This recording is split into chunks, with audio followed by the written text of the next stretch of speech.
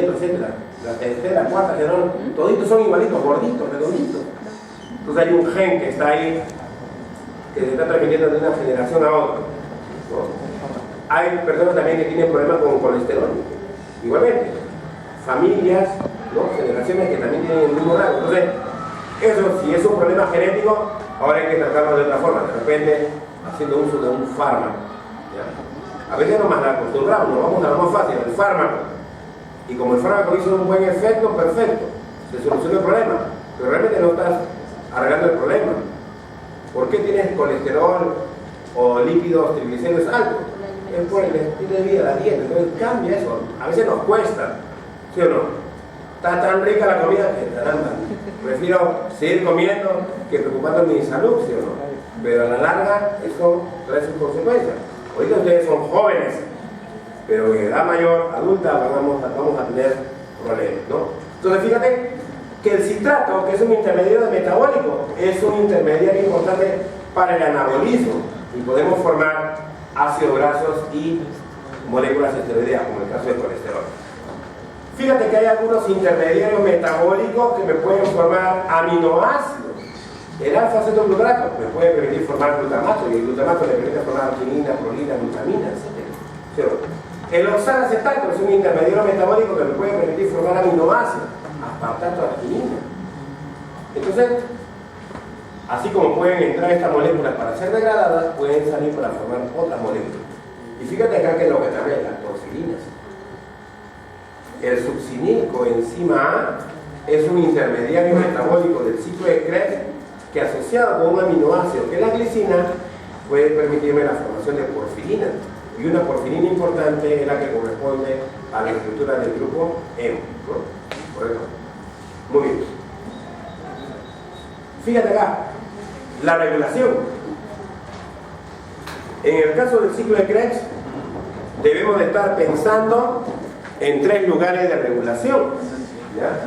Uno a nivel de la citrato sintasa, otro a nivel de la isocítrico deshidrogenasa y la otra a nivel de la alfa-cetoglutarato deshidrogenasa. O sea, aquí, aquí y aquí. Esta reacción está acá colocada, pero es del sistema enzimático de la piruvato deshidrogenasa del enzima E1. ¿Sí o no? Esta es la oxidación del piruvato y esta es la oxidación de la acetilcoenzima. Fíjate que si ubicamos estos 4 complejos que están acá, básicamente, ¿quién regula la actividad de la utilización del piruvato dentro de la mitocondria? El NAD, pues. Fíjate, el NAD inhibe, ¿no? Por acá tenemos NAD, también inhibe. Lo otro, la carga energética.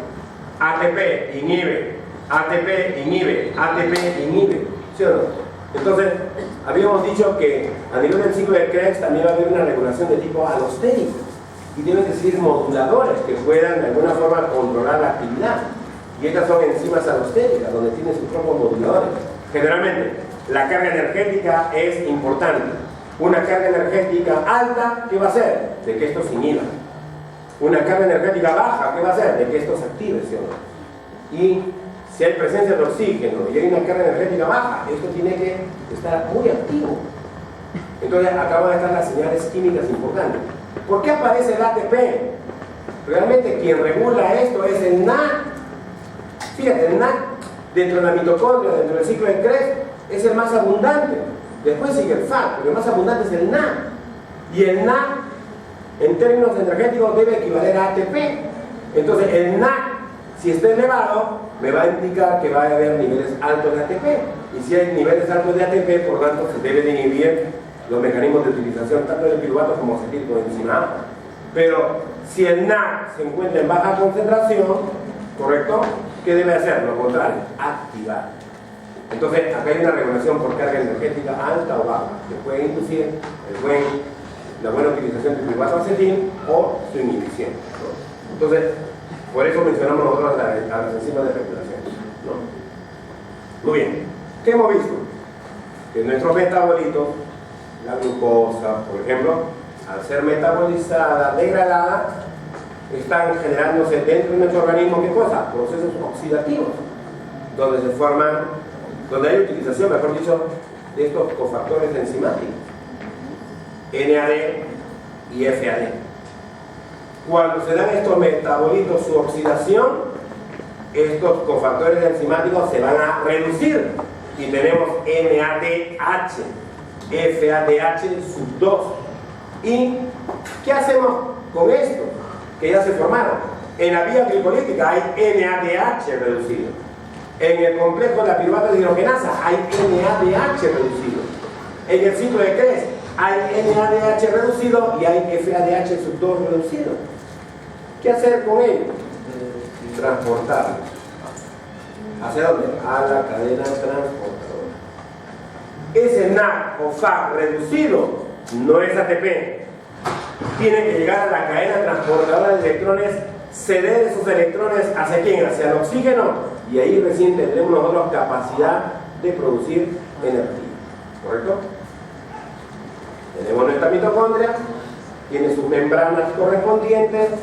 En la matriz hemos visto que están las enzimas que tienen que ver con el ciclo de Krebs, tiene que ver con metabolismo de ácidos grasos, tiene que ver con metabolismo de proteínas, ¿no? Muy bien. Es acá en la matriz donde nosotros hemos visto las reacciones del complejo de la piruvato de hidrogenasa y las del ciclo de Krebs. Pero ahora tengo que recordar a la membrana mitocondrial interna. En esta membrana mitocondrial interna, ¿qué hay? Están los 4 complejos que componen a la cadena transportadora de electrones. Y ahí debe de llegar ¿quién? El NAD, ahí debe de llegar el FAD. Pero también vamos a tener la capacidad de síntesis de ATP, y es por eso que está la ATP sintasa. Entonces, estos mecanismos que están dentro de la membrana mitocondrial interna son dependientes de los productos que provienen de la matriz mitocondrial, ¿no? Y si estos productos llegan acá, al final de cuentas vamos a tener capacidad de sintetizar ATP, ¿no? Fíjate, acá están los 4 complejos. En la membrana mitocondrial interna hay 4 complejos. El primer complejo, NAC deshidrogenasa, NADH-DH, NAC deshidrogenasa, ¿no? Fíjate que hay una referencia con respecto a su masa molecular, el número de subunidades que está formada y grupos importantes dentro de su estructura, ¿no? Fíjate que este es complejo y tiene flavina en su estructura y tiene un núcleo de hierro azufre. El otro complejo, el segundo complejo, es de la succínico deshidrogenasa o succinato deshidrogenasa. Tiene una masa molecular más pequeña, tiene menos subunidades, depende de FA, tiene grupo hemo y un núcleo de hierro azufre, ¿no? El tercer complejo, el de la ubiquinona citocromo oxidorreductasa, tiene una masa molecular intermedia, tiene un número de unidades también intermedio, y tiene grupo hemo y tiene un núcleo de hierro azufre. Y luego tenemos el cuarto y último complejo, el de la citocromo oxidasa. También tiene una masa molecular más pequeña, menor número de subunidades, tiene varios grupos hemo, tiene cobre y tiene cobre en hemos de tipo A y de tipo B, ¿no? Entonces acá están los 4 complejos. Estos 4 complejos están en la membrana mitocondrial interna y ellos deben de recibir tanto al NAC o al FAC para los mecanismos de transporte de electrones hasta el oxígeno. ¿Cuáles son los componentes que conforman estas cadenas transportadoras? Bueno, por ahí está la coenzima Q. La coenzima Q es un transportador de electrones. Fíjate que hay una forma oxidada y hay una forma reducida. Como se van a dar mecanismos oxidativos entre los diferentes componentes de la cadena transportadora de electrones, esta coenzima tiene capacidad de poderlos aceptar, recibirlos o transferirlos, ¿no? Entonces es una coenzima importante en la aceptación y transferencia de electrones, ¿no? La coenzima Q tiene varias bondades, ¿no? Bueno, acá está participando en lo que es el mecanismo de transferencia de electrones, pero en algunas cremas de belleza también ustedes deben saber que tienen coenzima Q, ¿sí o no? Crema CD-PON Q10, ¿sí o no? ¿Y para qué usamos esa coenzima en esas cremas de belleza?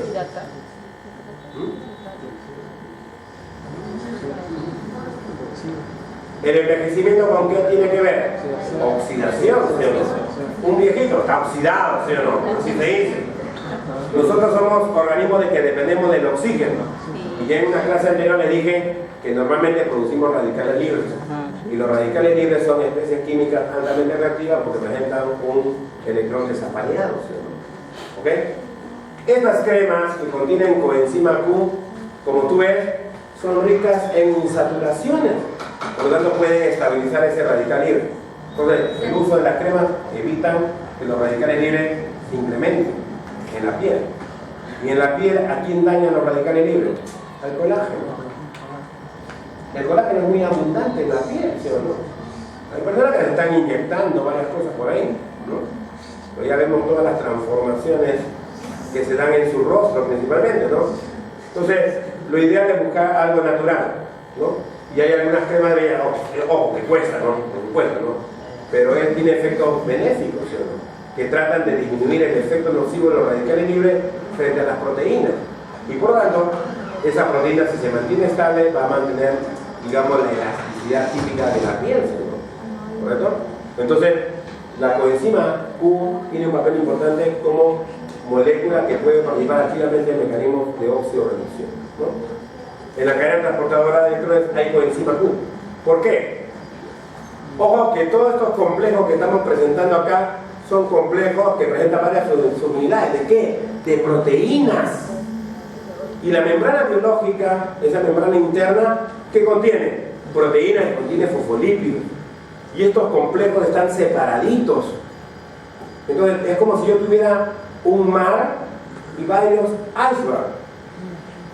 Y yo quiero pasar de un iceberg a otro. No lo voy a poder hacer. Requiero yo un barquito, un botecito para moverme de un iceberg a otro, ¿sí o no? Ese va a ser la coenzima Q. Porque la coenzima Q es liposoluble.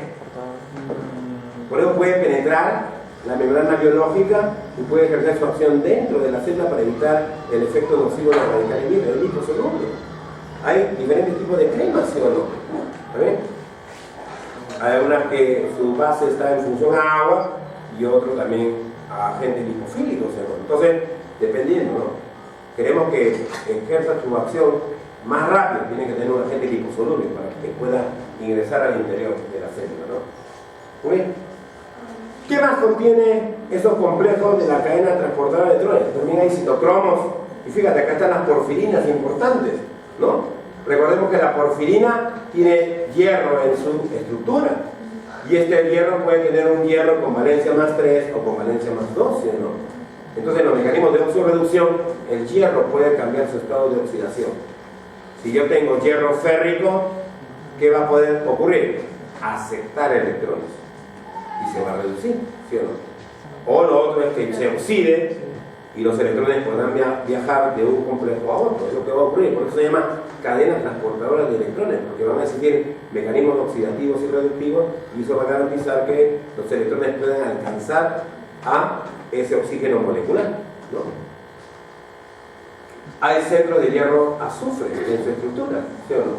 Hay hierro que va a sufrir los estados de oxidorreducción y el azufre permite darle la estabilidad al hierro dentro de estos complejos, ¿no? Es una estructura muy peculiar dentro de los componentes de la cadena transportadora de electrones, ¿no?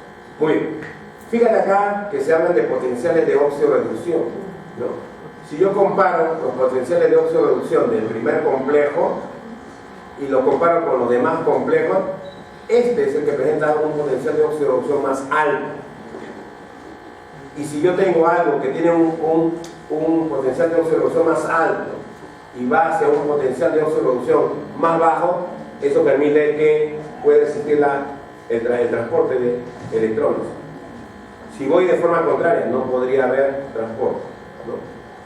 Entonces, en el caso del NAD, fíjate, el NAD va a ceder sus electrones y protones. Acá está la coenzima Q, lo van a recibir los citocromos y al final de cuentas llega al oxígeno molecular gracias a esta diferencia de potencial, ¿no?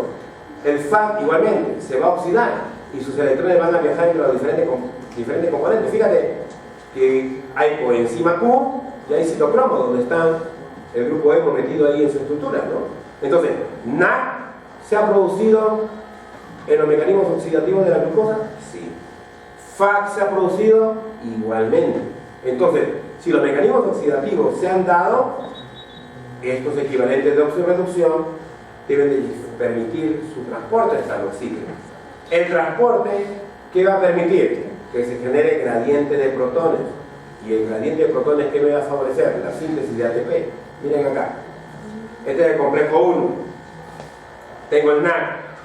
El NAC entró, se oxidó y los electrones viajaron a un componente. Luego este se redujo. Luego se oxida y el de acá se reduce. Y así, ¿no? Es una secuencia, ¿sí o no? Entonces fíjate que van avanzando los electrones entre los diferentes componentes. Y acá está la coenzima Q, que estaba oxidada y acá la tengo en su estado reducido. Cuando se da este mecanismo, ¿qué se genera? Un gradiente de protones, un bombeo de protones. Fíjate que el complejo 1 es una proteína integral que está atravesando la membrana biológica. Esta es la membrana mitocondrial interna, esta es la matriz y acá está el espacio intermembranoso. O sea, los protones son bombeados hacia el espacio intermembranoso cuando se da este ingreso del NAC. Fíjate, NAC ingresa a nivel de complejo 1. Ingresa a nivel de complejo 1. El complejo 2 se llama sucíclico deshidrogenasa, ¿no? Es también una proteína transmembranal. Pero fíjate que acá tengo el FAC, ¿no? El FAC entra acá, a nivel del segundo complejo. NAC ingresa a nivel del primer complejo, FAC ingresa a nivel del segundo complejo. Muy bien. Cuando se dan estos mecanismos de compartir los electrones del FAC, estos igualmente ¿a dónde van? Estos van a la ubiquinona. ¿Y quién es la ubiquinona? La coenzima Q. Ojo, acá yo encuentro coenzima Q, pero acá aparece el nombre también, ubiquinona. Es lo mismo, ¿ya? Entonces no va a decir, no, por acá me está diciendo me está diciendo coenzima Q y en otro lado me está hablando de la ubiquinona y son cosas diferentes. No, ¿está bien? Entonces acá está la coenzima Q y él recibe los electrones del primer complejo. Pero fíjate acá también que el FAC ingresa a nivel de segundo complejo y los electrones son transferidos a la ubiquinona. ¿Está bien? Ahora, en el caso del transporte de electrones, el FAC nunca pasa por el complejo 1 y el NAC nunca pasa por el complejo 2. Son independientes, ¿no? El NAC ingresa al 1 pero nunca pasa por el 2 y el FAC pasa por el 2 pero nunca pasa por el 1. Como hay un orden de los potenciales de oxirreducción, fíjate, si yo tuviera que considerar solamente al NAC, no, acá no está apareciendo el segundo complejo, ¿sí o no? Acá no está apareciendo el segundo complejo, ¿correcto? Y el FAC, supongamos que acá estuviera el FAC, pasa por el 2, 3 y 4, pero nunca pasa por el 1, ¿sí o no? ¿Correcto? Entonces, eso me va a permitir generar una diferencia de energía, de capacidad de producción de energía, ¿no? Si yo tengo una represa llena de agua hasta el tope, ¿qué tengo? Mayor potencial, ¿no?, de poder producir energía eléctrica, ¿sí o no? Cuando hay lluvia está repleto y hay mayor capacidad de producir energía. Pero cuando hay sequía, no hay luz, ¿sí o no? O si hay, poquito, ¿sí o no? Porque la represa está trabajando a media, ¿sí o no? Entonces, si yo tengo un equivalente de oxirreducción que comienza por el primer componente de la cadena respiratoria y llega hasta el último, tendrá mayor capacidad de producir energía, ¿sí o no? En tanto que el FAC ingresa a un segundo nivel, perdiendo este potencial de oxirreducción, entonces producirá menos energía. ¿Por qué creen que el NAC equivale diferente al FAC? ¿No? Ambos son equivalentes de oxirreducción, ambos llevan electrones y protones. El problema es por dónde entran dentro de este sistema. El NAC ingresa desde el primer complejo, entonces tiene todo un gradiente de potencial de oxirreducción que me va a permitir generar gran cantidad de ATP, en tanto que el FAC ingresa a un nivel energético menor, por lo tanto tiene menor capacidad de producción de energía. Esa es la diferencia, ¿no? Muy bien, fíjate acá que cuando el FAC ingresa a nivel de segundo complejo, no hay bombeo de protones.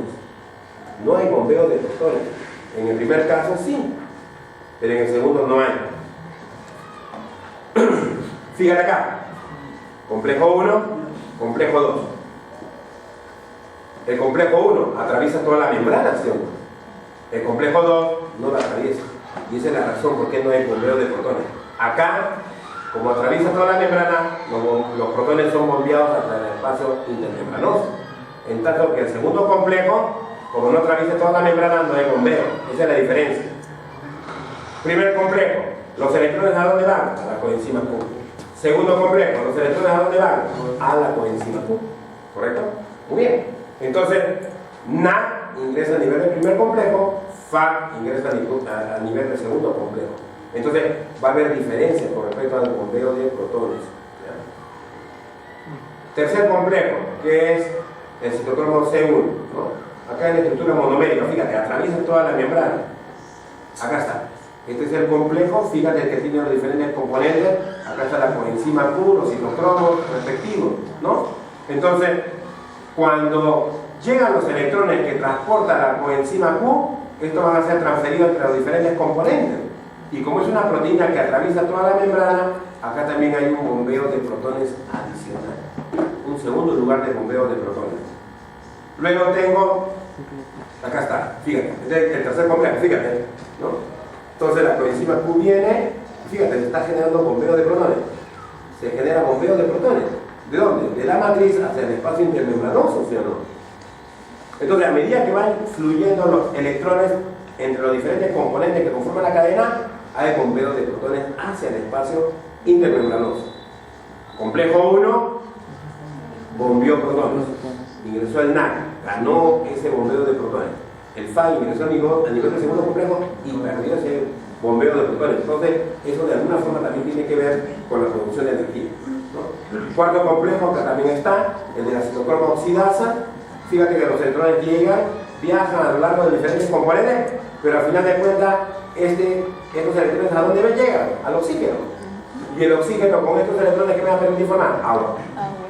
Y una combustión que permite degradar algo orgánico hasta CO2 y agua. En la mitocondria ahí se está generando todo eso, ¿sí o no? Mediante estas reacciones de la piruvato deshidrogenasa, ciclo de Krebs, estamos produciendo CO2. Y mediante estos mecanismos que tienen que ver con la cadena transportadora de electrones, nos está permitiendo formar agua, ¿sí o no? Ojo, bombeo de protones a nivel del cuarto complejo. Primero, tercero y cuarto, hay bombeo de protones. Si el NAC entró, tiene 3 bombeos de protones. ¿Sí? Y eso está en el cuadrito de acá. 3. Porque el segundo no tiene bombeo. Fíjate. Acá hay bombeo de protones, acá también tiene que haber bombeo de protones y acá también debe haber bombeo de protones. En estos 3 sistemas. El FAC entra a nivel del segundo complejo, que no está acá, pero perdió el primer bombeo de protones. Entonces el rendimiento energético debe ser mucho menor, ¿no? Entonces, acá está, resumido. Primer complejo, NAC deshidrogenasa. Segundo complejo, succínico deshidrogenasa, citocromo C, ubiquinona, reductasa, y acá la citocromo oxidasa. Ahí está. Y fíjate, si el NAC entró, primer bombeo de protones, nunca pasa por el 2, va a la coenzima. Llegan los electrones al complejo 3, bombeo de protones. Llega al complejo 4, bombeo de protones. O sea, acá hay un gradiente de protones muy grande. Nos olvidamos del NAC. Ahora, fíjate esta reacción del succinato fumarato. Acá se forma FAC. Y el FAC acá no genera bombeo de protones. Pero acá fíjate, sí y sí. Si yo comparo este gradiente de protones con todo el gradiente de protones producido por el NAC genera mayor gradiente que el FAC, ¿sí o no? Por lo tanto, la capacidad de producción de energía va a ser distinta, ¿no? Hay un sistema de la ATP sintasa, fíjate. Acá está el espacio intermembranoso, acá está la matriz. Están bombeándose los protones hacia el espacio intermembranoso. Pero luego este gradiente de protones, como ha aumentado, lo va a utilizar ¿quién? La ATP sintasa. Y la ATP sintasa, cuando se genera este gradiente de protones, ¿qué permite en este sistema? Que se genere ATP. A mayor gradiente de protones habrá mayor producción de energía que cuando hay un gradiente energético menor. El FAC tiene un gradiente de protones menor, por lo tanto producirá solamente 2 ATP. El NAC tiene un gradiente de protones mayor, por lo tanto producirá mayor cantidad de energía, ¿no? Entonces, esa es la conclusión. Nosotros somos organismos aeróbicos, somos organismos que utilizamos el oxígeno y metabolizamos sustancias orgánicas. y esas sustancias orgánicas se oxidan, generan equivalentes de óxido de reducción como es el NAD y el FAD, pero posteriormente estos tendrán que llegar a la cadena transportadora de electrones para favorecer ¿qué cosa? Los mecanismos de fosforilación oxidativa. Y los mecanismos de fosforilación oxidativa, ¿qué me permiten? Sintetizar ATP, ¿correcto? Entonces, en todos los procesos hemos visto que por ahí aparece algo de energía. Glucólisis, 2 ATPs y nada más. En piruvato de deshidrogenasa no hay. En 5-3 sí hay GTP. Pero en el resto de reacciones hay NAD-FAD, que todavía no es ATP, que tiene que llegar a la membrana mitocondrial interna y recién ahí favorecer la formación o la síntesis de ATP. Muy bien. El transporte electrónico genera la energía suficiente para la síntesis de ATP. Eso es cierto.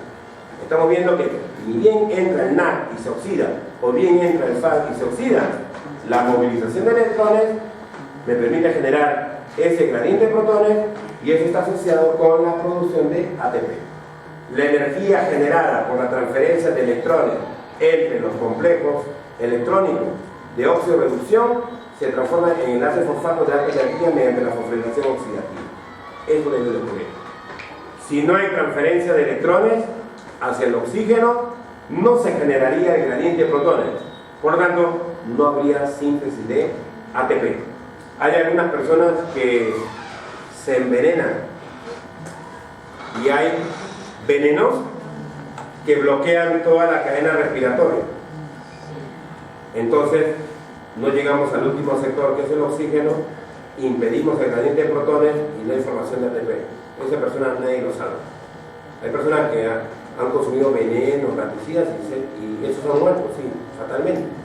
Pero otros, de repente consumiendo algún tipo de droga, medicamento, se le hace el lavado gástrico y después se recupera, no hay problema. Pero, entonces, hay varios mecanismos que tienen que ver con la cadena transportadora de electrones, que la bloquean, la impiden, o hay otros que bloquean la fosforilación oxidativa. Puede haber bombeo de protones, pero no hay digamos, el reingreso de los protones y no hay fosforilación. Hay diferencias entre eso, ¿no? El transporte de electrones lo lleva el transporte de electrones lo lleva a cabo 4 complejos, ya lo hemos visto. El primero, NAD deshidrogenasa, el segundo, succínico deshidrogenasa, el tercero, el del citocromo C, ubiquinona, ¿no? Y el otro, el citocromo oxidasa, el cuarto, ¿no? Situado en la membrana mitocondrial interna, no está en el externo, es en el interno, ¿correcto? El transporte de electrones genera un gradiente electroquímico. Ese gradiente electroquímico, recuerda que es el gradiente de protones, ¿sí o no? ¿Está bien? Si comenzamos desde el primer complejo, completamos al cuarto, hay un mayor gradiente de protones que cuando ingresamos al nivel del segundo complejo, ¿correcto? Entonces, genera un gradiente electroquímico a ambos lados de la membrana interna. ¿Y eso qué significa? De la matriz hacia el espacio intermembranoso, ¿correcto? La energía almacenada en forma de gradiente, fuerza protón motriz, es suficiente para la síntesis de varias moléculas de ATP. O sea, esa concentración de protones que se incrementa en el espacio intermembranoso retorna. Pero al retornar, ¿para qué me sirve? Para producir energía, que va a estar bajo la forma de ATP. Así es. Tú tienes tu matriz, se generan los equivalentes de óxido de reducción. Estos equivalentes de óxido de reducción tienen contacto con la membrana mitocondrial interna y ahora, como los electrones fluyen hasta el oxígeno, se genera el gradiente de protones. Entonces va aumentando la concentración. Llega a un límite. Entonces ese gradiente de protones regresa. Pero ese gradiente al retornar es utilizado ¿para qué? Para sintetizar ATP. Es como un molino. El molino va dando vuelta, ¿sí o no? Pero se sirve ¿para qué? Para producir energía, ¿sí o no? Utilizamos esa fuerza del viento para la producción de energía. Acá, igualito, estamos utilizando esa movilización de los protones, pero su retorno, ¿para qué? Para producir ATP. Es la utilización. O sea, va a haber movilización de los protones, y esos protones se van a incrementar en la matriz mitocondrial, en el espacio intermembranoso. El retorno es aprovechado. Hay algunos venenos que lo que hacen es impedir la movilización de los protones y hacen que la membrana biológica sea más permeable a los protones. Entonces, en vez de que retornen por la ATP sintasa, retorna nuevamente por la membrana fosfolipídica y puede haber respiración, pero no puede haber fosforilación. Retornan por la ATP sintasa. Obligadamente tiene que pasar por la ATP sintasa, ¿no? Listo. Entonces, ¿qué es lo que hemos visto el día de hoy? Hemos visto la oxidación completa de la glucosa. La oxidación completa de la glucosa ocurre en varios niveles, que ustedes lo han visto como respiración celular. Ocurre en el citosol mediante la glucólisis, pero ocurre a nivel de la mitocondria mediante los procesos de la piruvato deshidrogenasa, ciclo de Krebs y con la cadena transportadora de electrones, ¿cierto? Entonces estamos viendo que si hay oxígeno, hay una combustión completa, donde se van a producir 6 moléculas de CO2, ¿no? Vamos a tener también la capacidad de producir una determinada cantidad de ATP, y la cantidad de ATP va a depender de qué? Del tipo de utilización de este NAC citosólico, que nos va a dar las diferentes lanzaderas, la lanzadera de malato aspartato de glicerol fosfato. Acá por ejemplo me están poniendo 36 ATP, entonces este mecanismo debe estar asociado con la lanzadera de glicerol fosfato. Y si tuviéramos la lanzadera de malato aspartato, tendríamos acá 38 ATP, ¿no? Creo que esta es la última, sí. ¿Ok?